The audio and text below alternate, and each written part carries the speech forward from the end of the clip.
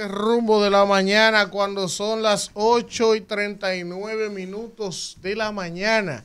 Y como les habíamos anunciado más temprano, tenemos un plato fuerte. El doctor Rafael Sánchez Cárdenas, ex ministro de Salud Pública, y es un profesional a carta cabal.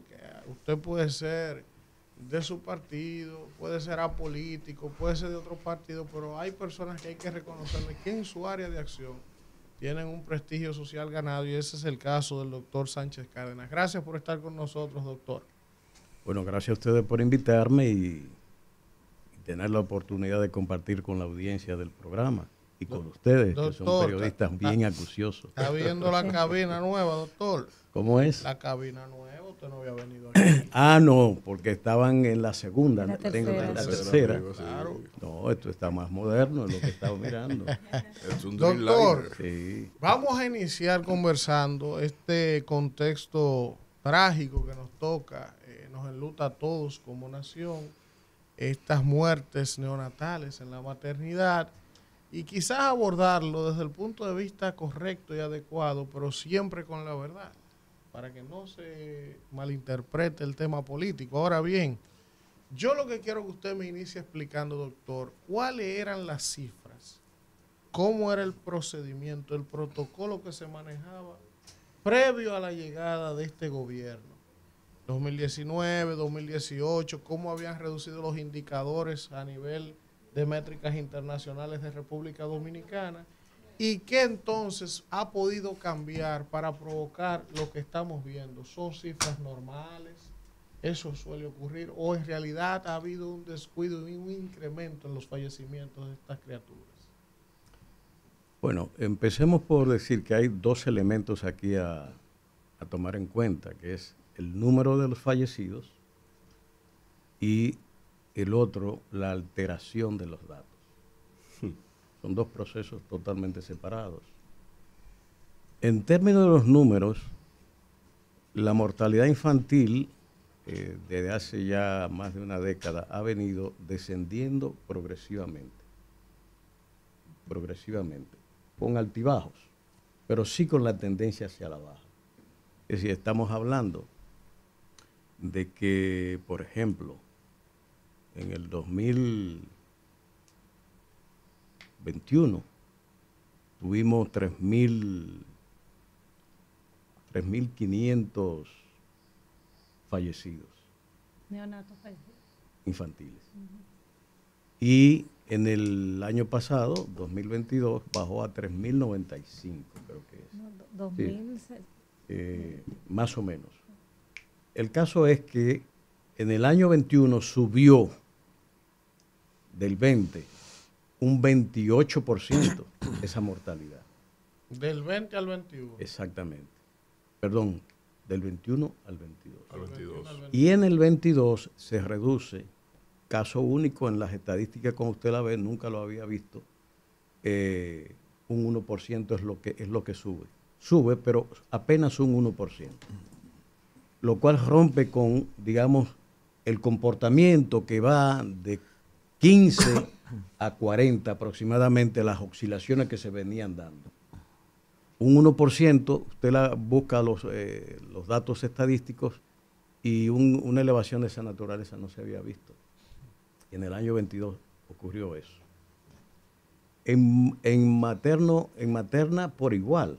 Es decir, habíamos tenido un aumento de 28% en las muertes maternas, que habían sido 266 muertes maternas en el 21, y en el 22 se reportaron 178. Cuando eso salió, o poco antes, yo había hecho la denuncia de mis observaciones acerca de los datos que se estaban ofreciendo, y dije que probablemente terminarían en cero. Uno de los años que más bajo fue en el 19, cuando se lanzó el programa contra la mortalidad materno-infantil aquí en el Parque Olímpico. Y eso se logró bajar a 173 muertes, que es de las más bajas que últimamente se lograron. En el 20 subió un 20%. Lógicamente, el impacto de la pandemia en todos los programas hay que ponerlo aparte. En el 21 se produce entonces el incremento en la mortalidad materna de un 28%, y en el 22 el presidente dijo en el Congreso que la habían bajado un 40%. Ellos declaran 178, y si usted saca los datos le da un 33%. Como había subido un 28%, la mejora neta es apenas de 5 puntos. ¿Nos entendemos? Sí. Es decir, si usted viene subiendo a 28 y queda en 33, usted ha mejorado el proceso un 5%, pero no ha retornado todavía a los niveles anteriores. En ese momento denunciaba el tema de las estadísticas. ¿Cuál es el tema de procedimiento? Todos los días la mortalidad materno-infantil son de notificación obligatoria. Los hospitales y clínicas tienen que hacer el reportaje, inmediatamente se cierra el día. Por eso los hospitales y clínicas tienen que tener epidemiólogos, que son los encargados de comunicarse con la DIGEPI, la Dirección de Epidemiología, y hacer esa notificación. Eso llega a la base de datos y luego al SINAVE, que es el Sistema Nacional de Estadísticas. Y de ahí se prepara el boletín epidemiológico semanal, con el cual usted puede entrar aunque ahora usted entre y usted no sabe dónde está el boletín epidemiológico. Es difícil usted conseguirlo. Doctor, se está hablando, con toda esta denuncia de la muerte de los niños, de alteración de los datos, y hasta se vio en el reportaje de investigación de un canal cómo le borraban con liquid paper esos datos. O sea, ¿cómo es posible que pase esto y cómo impacta eso? Bueno, el número de la semana. Usted, que es doctor, pudiera explicarlo mejor, porque nosotras las madres, por ejemplo, sabemos cómo llevamos las semanas gestacionales. Entonces, bajarle la edad gestacional a una embarazada, o sea, ¿cómo impacta esto? Y la gravedad de esa denuncia, de borrar los reportes. Bueno, aquí es que está precisamente, yo pienso que es un tema penal. Y creo que el Ministerio Público de la Salud... Yo dije aquí que el Ministerio Público es que debe hacer la investigación. Interviniendo ese caso. Sí. Porque estamos hablando de falsificación y alteración De documentos intencional. oficiales. Porque Porque incluso en la entrevista que Nuria, al que el país debe agradecer esa investigación, el personal dice que recibió la orden de bajar las semanas. de nacido. Variar todo de un nacido. expediente. Es decir, un niño de 32 semanas, sabemos, y esto es bueno saberlo, que se estima que después de las 28 semanas los niños son viables. Son viables. Sí. Anteriormente, pues, si se salva uno de 27 es muy Sí. agraciado. Sí. Pero de 28 semanas en adelante, pues, toda esa cantidad, y no sé si aquí hay nacidos prematuros también, sobreviven y viven una vida normal, habitualmente. Bueno, no es igual que un niño de 28, 30, 32 semanas, 33 semanas, usted le meta 26 semanas. Porque usted lo está metiendo en la etapa de riesgo. neonatal. Sí. Exactamente. Muerte neonatal, no la muerte infantil posterior, que se supone que son viables. Entonces ahí yo por eso digo que hay que investigar esto hasta las últimas consecuencias. Y no puede ser que los mismos autores sean los que estén interesados en bajar las estadísticas. El Ministerio de Salud Pública es el principal responsable y autoridad como rector de intervenir incluso la maternidad si es necesario. Pero no hemos visto al El Ministerio de Colegio Salud Médico Pública y las sociedades especializadas que deben participar en la revisión de los expedientes. Aquellos que fueron alterados. Porque usted le puede decir 26 semanas, pongo un caso por decir, a un niño que tiene 3 kilos, usted va a decir, ¿cómo? Un niño de 26 semanas no llega a 2 kilos ni 3 kilos, estamos hablando de 6 libras, así nacen los muchachos normales, muchos de ellos. Entonces aquí hay muchas variables que esa alteración que se estaba haciendo, solo yendo a la matriz, la base alterada, el documento base, nos va a dar la información de qué era lo que estaba pasando, bajo órdenes superiores.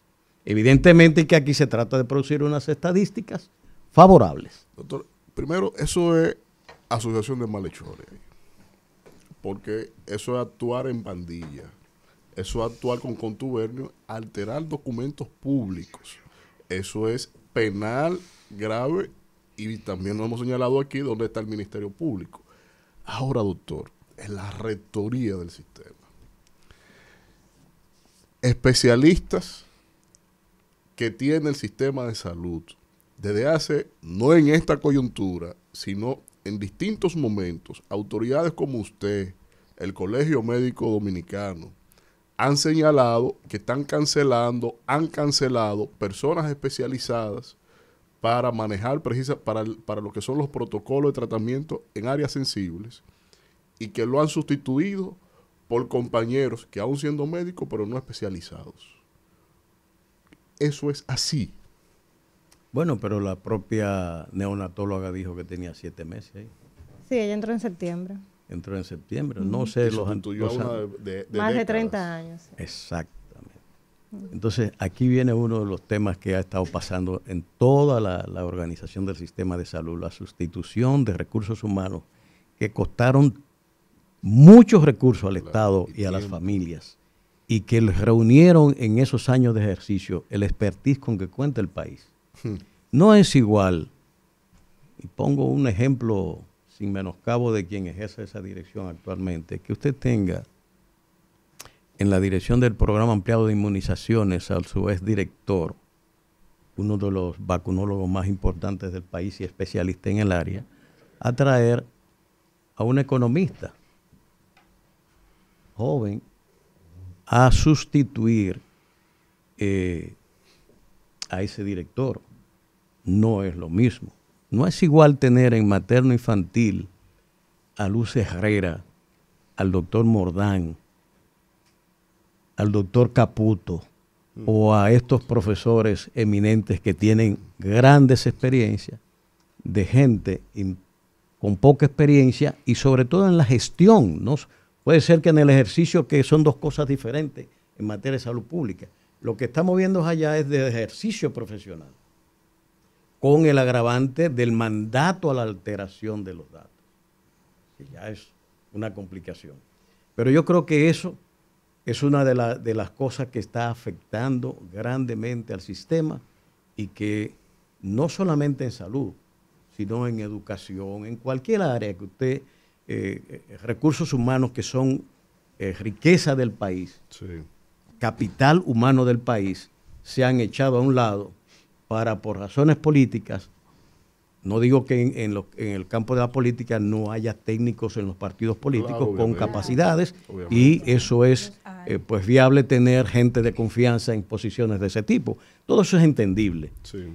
Pero cuando se hace masivamente, como se ha estado haciendo, yo creo que el consejo no es bueno. Doctor, escúchame, profesor.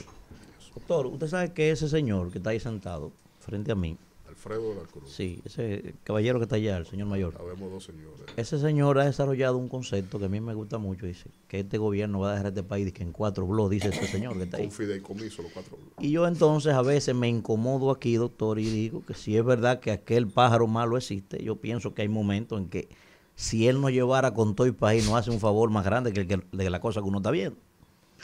Doctor, el primer problema arrancó con el tema de las ambulancias, el 911.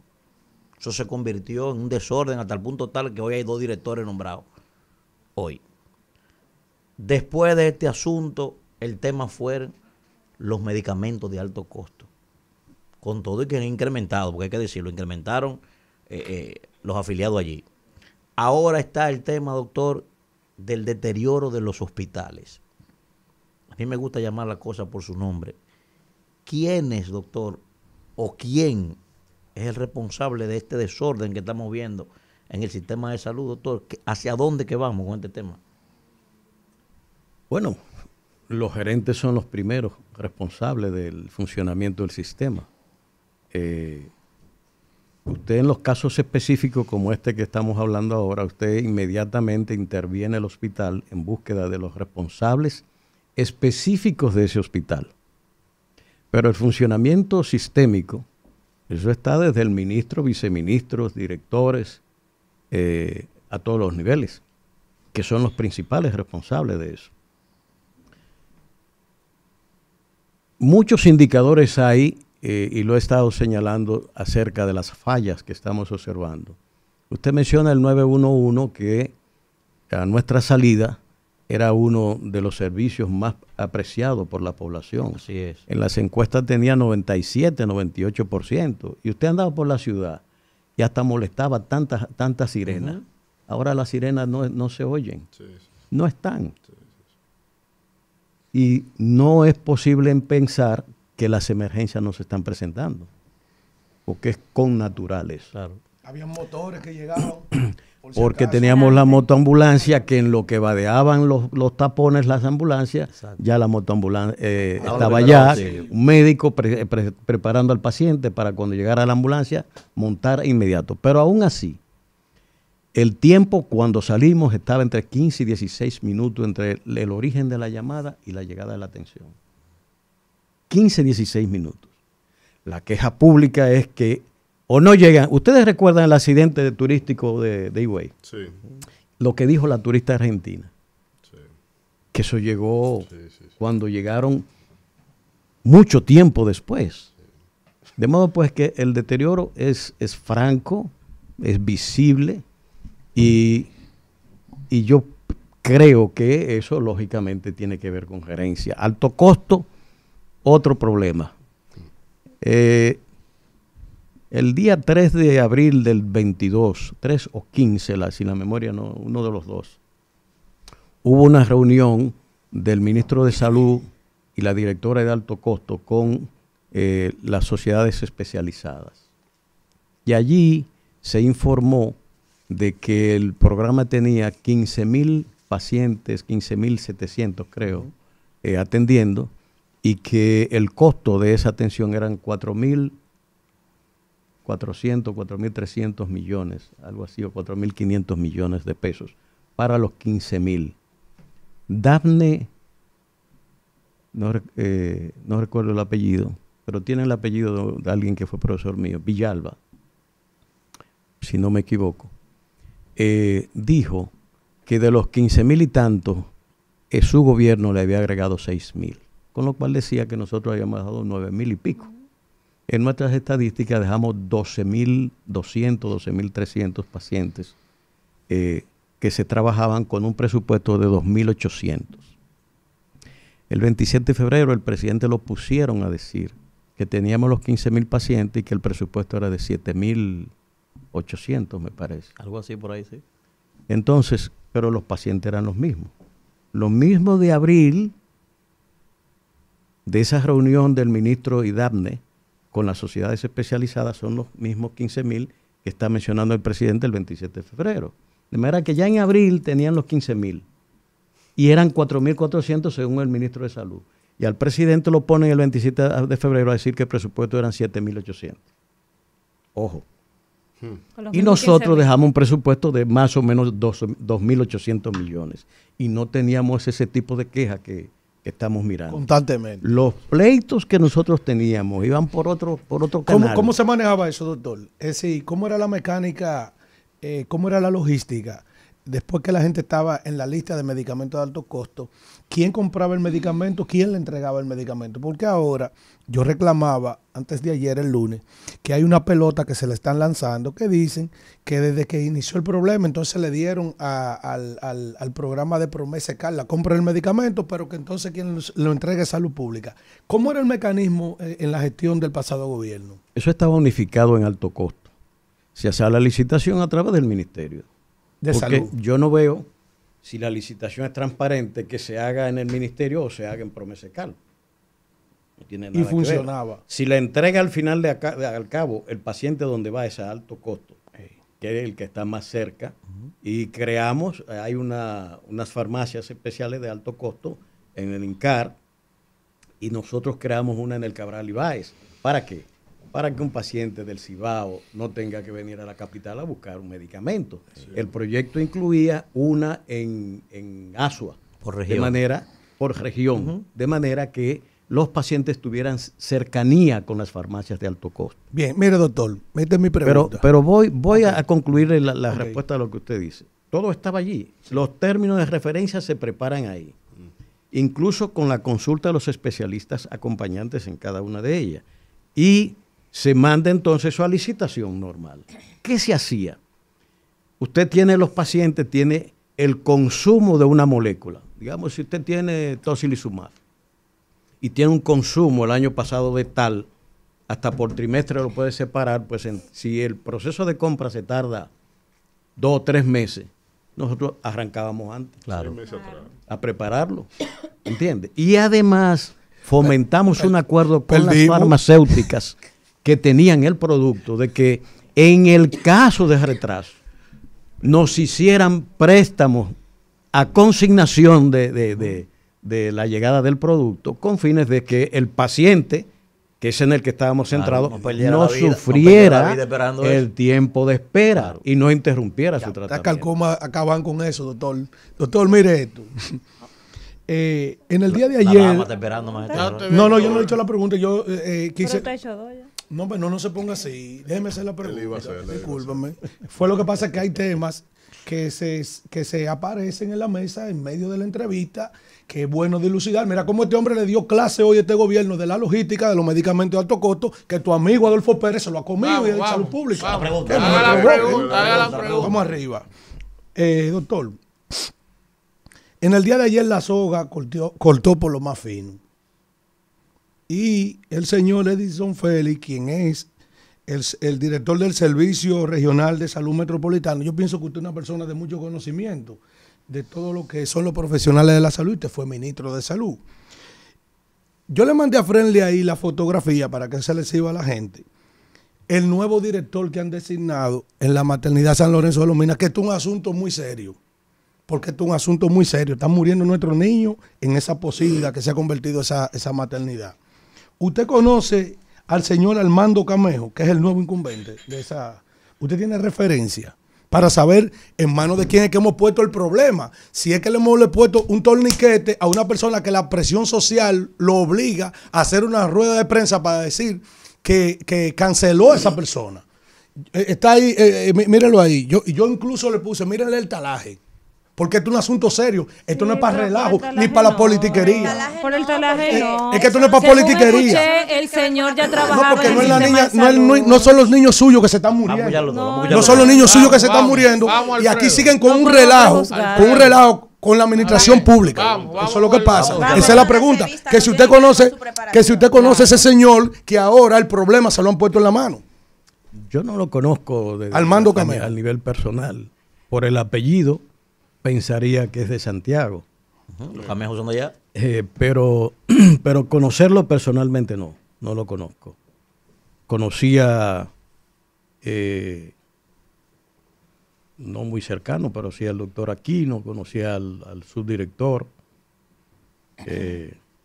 su médico viejo también. Y a la doctora Beltré. No, esa no. 7 meses. San Ramón no sabe. Adelante, Kimberly. Doctor, usted es una persona de vasta experiencia en el Estado Dominicano y bueno, en este gobierno pues ha hecho muchas críticas y muchas de ellas han sido constructivas. Hemos aquí dilucidado y en otros medios también, el país entero está, ¿verdad?, lanzando las acusaciones de lo que se ha visto, lo que ha quedado evidenciado y lo que produce, la indignación que produce y la sensibilización de este tema, pues es algo que nos ha impactado a todos. ¿Qué usted cree que como profesional, qué debió hacerse? ¿Cuáles son las medidas que no se tomaron y que se debieron tomar para evitar eso? ¿Y qué se podría hacer ahora para solucionar esta situación, el nuevo incumbente? Bueno, lo primero es que yo no conozco la investigación epidemiológica producto de esta situación, que es fundamental. Claro, para determinar las causas. Aquí se está tomando resolución antes de. Incluso ya hoy veía al doctor Beltré que estaba acudiendo a los tribunales porque fue desvinculado. No destituido como subdirector, sino desvinculado, mandado para su casa. Sin una investigación. y no ha concluido porque que no hay. Usted me dice, bueno, ¿dónde están y dónde y cuándo se hicieron las pruebas que determinan el microorganismo causante de las infecciones que se alega había y que fueron el motivo de esto? No la conozco. Si ustedes conocen el resultado de la investigación epidemiológica, pues que me lo dicen ustedes. Pero que yo sepa, eso no se ha hecho. Y eso es fundamental. Y en esa investigación se va a determinar toda una serie de cosas. Por ejemplo, el tema de la bioseguridad. Sí. El tema de la relación entre el número de enfermeras y los pacientitos que estaban allí, que es importante. El uso y lavado de las manos e higienización. El cambio de guantes, o con unos guantes cargábamos a todos, incluyendo al que llega infectado y luego cojo al otro, en fin. Es decir, tema de bioseguridad que tiene que investigarse porque han hablado sin que se conozca todavía el estudio de infección. Los niños de esa edad mueren por múltiples causas. Sí. Y si están hablando, aquí uno no sabe ya si son de 26, de 28, de 30 o de 33 o 34 semanas los fallecidos. No lo sabemos. Y cada uno tiene pues una situación diferente. Pero ahí debe investigarse el número de nacidos en esos 3 meses y medio. Uno por uno. ¿Cuántos de ellos fueron por semana clasificados? ¿Cuántos de ellos fueron a cuidados intensivos o a sala prenatal de sanos? Es decir, todo eso tiene que establecerse. Y las edades de cada uno de ellos, porque como decía la compañera hace un rato, la mayoría de las madres saben en qué semana van. Claro. Sí, Claro. Y le hacen su sonografía y dicen, mire, su niño por sonografía tiene tal madurez. Tanto tiempo. A veces una diferencia de 2 días, Exactamente. 3 días, algo. Pero semana. saben muy bien por dónde va la cosa. Doctor, yo quiero preguntarle esto antes de ir ya cerrando la entrevista. Tengo una pregunta. Usted estuvo como ministro de Salud. Usted ha estado en las 2 aceras. Entonces, para usted tiene la propiedad y la autoridad para decirnos todo lo que nos está diciendo, porque ya usted estuvo de aquel lado del escritorio. Ahora, yo le preguntaría a usted, en una crisis o una situación de la dimensión en la que hemos enfrentado, primero, el rol del Ministerio de Salud Pública, porque lo he visto timorato, como siempre, distante, en una esquina. Entonces Mario Lama, que evidentemente es el que regentea los hospitales, pero el que jerárquicamente se supone que el ministro de Salud está por encima de él. O sea, no lo he visto, no he visto. O sea, ¿usted entiende que las decisiones que usted nos ha explicado de manera brillante para mí, que se han tomado de manera acelerada, con la desvinculación, cancelación de gente, sin ni siquiera tener los resultados concluyentes de una investigación, son las medidas oportunas? ¿Está solo pasando esto en ese hospital? ¿O hay otros hospitales donde están los mismos procedimientos, que no hay estudios de inocuidad, no hay un protocolo? O sea, ¿cómo sabemos que eso solo está pasando ahí, en ese hospital? Usted toca un tema interesante. Si lo que había era una orden, ¿verdad?, para reducir las semanas, ¿eso solamente se daba en ese hospital? ¿O hay una actitud dirigida en otros centros también a producir los mismos efectos? Eso es delicado. El hecho de que existiera la orden, como Nuria lo ha revelado, y las enfermeras lo dijeron, inmediatamente le dice a ustedes que desde arriba se está pensando en algo. Y yo siempre he estado chivo con el tema de las estadísticas como se están dando, y le he estado diciendo. Yo sé lo que es fajarse a reducir 1%, 2, 3, 5%, 14% a una mortalidad de estos tipos. Doctor. Eso no es cosa fácil. Cuando en el 19, producto de aquel programa, nosotros pusimos por cada 15 embarazadas en la zona norte un acompañante, un promotor que en esa maternidad, y lo pueden decir los médicos y la gente que trabaja ahí, era gente que tenían su cita y iban allá a pelear por sus mujeres y se le daba atención, y por eso bajamos a 173 muertes de 214 que teníamos anterior. Doctor, Es decir, en ese primer tema, año, si nosotros en 2 años consecutivos podíamos avanzar, en 3 años nosotros cumplíamos los objetivos de desarrollo, Los objetivos de desarrollo que sostenible. señalan Que no 70, estábamos 70, lejos. Desarrollo. que es de La 70. Ley Estrategia En Nacional ese de sentido Desarrollo. va mi pregunta, porque yo escuchaba una entrevista de las personas que fueron ya desvinculadas a raíz de la situación y ellos decían que la mortalidad neonatal estaba en el país en 36 por cada 1.000 nacidos vivos, que me parece un número bastante elevado porque yo leí que según la OMS para 2019 la teníamos en 16 por cada nacido vivo. Entonces, ¿cuál es la realidad de esa estadística? Porque el papel aguanta todo y cualquiera dice lo que sea en un micrófono. Entonces, ¿cuál es la realidad? ¿Cómo estaba y cómo está hoy en día? Mire, esas son de las cosas. Nosotros en mortalidad materna, la infantil, Sí. en el 12 estaba rondando los 25, 26 y bajó a 16.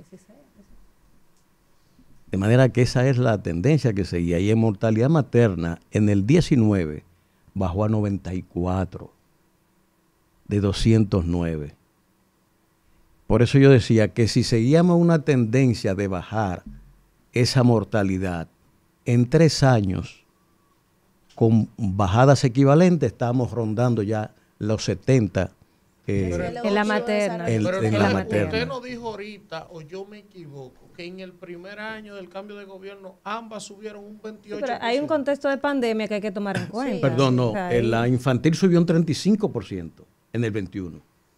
Y si dije 28 fue una equivocación. La infantil subió 35 y uno en el 22 son 36 acumuladas. Sí, exacto. Ese es el dato. Pero el año de En pandemia, materno fue como 28 bien lo ha dicho el Pero en el y 22, 33. está diciendo que en vez de bajar, subió. O sea, el En 21-22 subieron quizá por eso la mortalidad infantil. Por eso Ven- el afán de 35% en el 21 y 1% en el 22. Y por eso yo decía, 1%. Y usted no conoce aquí un programa de verdad. Óigame, hay que saber lo que hay que mover y los operativos que hay que hacer y las enseñanzas que hay que hacer. Incluso, y doy un dato, la Sociedad de Pediatría desde hace décadas ofrece los cursos de resucitación cardiorrespiratoria en todos los hospitales justamente para ayudar a que esos niños que se ven expuestos a eso puedan ser salvados. Sí. Pregunte a la sociedad si eso se ha patrocinado. Se ha dejado al abandono. Dios mío. Doctor, Y esa capacitación es importantísima Hay en otra ese tipo de realidad, doctor. hospitales. Bueno, cuando Manuel doctor, concluya su pregunta, me gustaría hacerle una última. doctor, usted que es un hombre que vive vinculado al sector salud desde siempre. A mí me dieron una información la semana pasada. Estoy esperando solo la documentación, porque si esto es cierto, me dijeron que me iba a conseguir los documentos, es un escándalo nacional que voy a armar en este país. Pero quiero preguntarle a usted, como está vinculado a ese sector, a ver qué usted sabe de eso. Usted sabe que hay un relajo que se ha hecho en este gobierno con el tema de las pensiones, pensionando gente que ni tienen las edades, que no tienen, que están en posibilidad de laborar. Muchos han dicho que por un tema del PRM, en fin. Ahora, me informaron la semana pasada que a todos los gremios vinculados al sector salud habían pensionado un grupo de gente, de todos los gremios. Pero con el agravante de que cuando usted buscaba el historial, le aparecía a la señora Kimberly Tavera conserje. Y en la pensión entonces aparece como enfermera. Oiga bien, o que al señor Víctor Villanueva usted lo buscaba, chofer, y entonces aparecía como médico. ¿Usted tiene alguna información respecto a eso? ¿Le han dicho algo? Bueno, de que los gremios siempre están gestionando pensiones, siempre se ha hecho, en todas las administraciones, porque la verdad que las pensiones son aquí un gran tema. Uno de los temas es que un médico laboraba en salud pública y laboraba en el Seguro Social o en otra institución paralela y buscaba una pensión, pero unificando los salarios. Claro. No que lo pensionaran con uno solo de los salarios. Entonces, por eso los gremios están involucrados permanentemente en ese tipo de gestiones y que es natural defender sus asociados en ese sentido. Ahora, de convertir un conserje en enfermera ya vamos a lo mismo de las Eso me lo- 26 eso me lo semanas. informaron. Estoy esperando nada más los documentos para hablar con pruebas. ¿sí? Ahí estamos hablando de lo mismo de las 26 semanas. Y eso es otra cosa que de la que yo Kimberly, no de sé, pasar la esa verdad. hora. La última. Miren, no podemos hablar del tema de la maternidad en el país, sobre todo en el sistema público, sin hablar de las parturientas haitianas. Y incluso yo estuve leyendo un estudio de una identidad que está escrita a Funglode, que habla de que nada más en la maternidad, la señora de la Altagracia, pasamos del 3% al 51% de que las parturientas pues son de nacionalidad haitiana y que cada parto le cuesta al Estado un 30%. Y también el aumento del 5% por parto vaginal, que el Estado ha estado promoviéndolo para disminuir el tema de las cesáreas, que representa, el otro día hice un comentario sobre eso, de que son cifras alarmantes, la cantidad de cesáreas que hacemos en el país. ¿Qué usted nos puede decir con relación a estos datos del aumento de la maternidad, de las parturientas haitianas en estas maternidades? Y que cómo afecta esto también a las políticas públicas del gobierno en ese sentido. Bueno, cuando salimos del gobierno, la participación de las parturientas haitianas era de 23, 24%. De repente aquí se está hablando de 50%. Porque una cosa es que usted diga que un hospital de tal lugar el porciento sea muy alto. Sí. Pero En la habitualmente maternidad lo que uno usa es la estadística nacional consolidada, con fines de Sí. darse una idea del comportamiento general, Claro. de esto. Ahora, aquí hay dos cosas. Si eso ha llegado a un 50%, significa que las políticas de migración No están están funcionando. fallando. Porque cómo las embarazadas están llegando para aumentar de 23, 24% a un 50%, a duplicarse. Es porque hay un flujo de esas embarazadas que está llegando adicional, que no necesariamente son las que viven aquí. Que incluso dicen que llegan solamente a parir. Exacto. Solamente llegan a parir a República Dominicana. Efectivamente. Sí. A parir, no, Entonces, a quedarse. Claro. eso son de las cosas que hay que preguntarse. Es que el hospital no puede negarse a prestar atención a ningún enfermo claro que no, llegue. Claro que no. Doctor, ¿cómo? Sea esta Pero parturienta estas mujeres no o sea un reciben el herido o quien acompañamiento por sea. los promotores que usted no acaba de decir. No reciben el acompañamiento. Imagínese que si ni siquiera se Doctor. toman las No, porque esas llegan directamente. los medicamentos que consume uno durante todo el embarazo. Y ya consumiendo todos los medicamentos con todos estos problemas que hay, ya existe riesgo. Imagínese las parturientas haitianas que cruzan la frontera solamente para Yo venir a... quiero extenderme un poquito algunos sobre la reflexión Sí. de ese tema que habitualmente Sí, se sí, liga es importante. al tema de migración. Las ARS pagan por un parto unos 10,000 pesos Sí, al médico, sí. más los gastos asociados hospitalarios. Ponga usted que 15,000 pesos, lo podemos redondear. Creo que hay un incentivo si es por parto natural. ¿Entiende? Pero pongamos Sí, 15,000 pesos. Aquí se dan unos 200,000 partos anuales. sí. En el supuesto de que 100,000 sean haitianas, que no lo creo, Fue mucho. yo lo veo demasiado, ¿eh? Sí. Pero si fueran 50,000 y usted multiplica, digamos, lo multiplica por los 15,000, póngale 20,000. ¿Cuánto hace eso? 20,000 por 15,000. Por ¿Cuánto? 50,000. ¿Eh? 20,000 por 50,000. No, digamos que sean 30,000, 300 millones. 300 millones de pesos. Muy bien. Sí, suponiendo, doctor, que no haya una complicación, porque en los estudios que nosotros hemos leído, por cada día de internamiento, para el recién nacido, son alrededor de 3.800 pesos. Y para la madre, 2.700. Poquito más, poquito menos. Si no son 300, son 350. Vamos a poner Los millones que se 350. gastan aquí en maternidad. Bien. Yo pregunto, ¿eso es verdad? La presión la estamos recibiendo.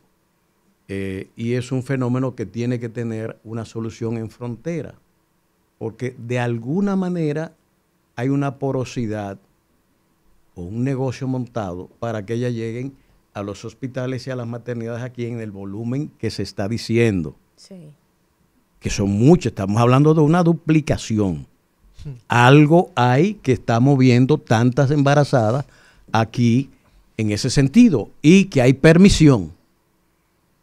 Yo preferiría, y desde que estaba en el Ministerio de Educación Superior, en la Comisión Binacional, propuse incluso al embajador de Francia, al embajador español, llegamos a hablar de eso, de que se crearan al menos 5 clínicas materno-infantiles en la frontera haitiana. De aquel lado hay un contingente de médicos cubanos de hace muchos años allá, que perfectamente pudieran manejar esas clínicas con competencias que nadie cuestiona en los médicos cubanos. No se ha hecho nada. Incluso llegué a decir que soy de lo que cree que, siendo ya este un país de desarrollo medio, ya debiera tener una agencia internacional para el desarrollo con un único país. En 2 tesis mías. ¿Entiendes? Con un único país como fin, Haití.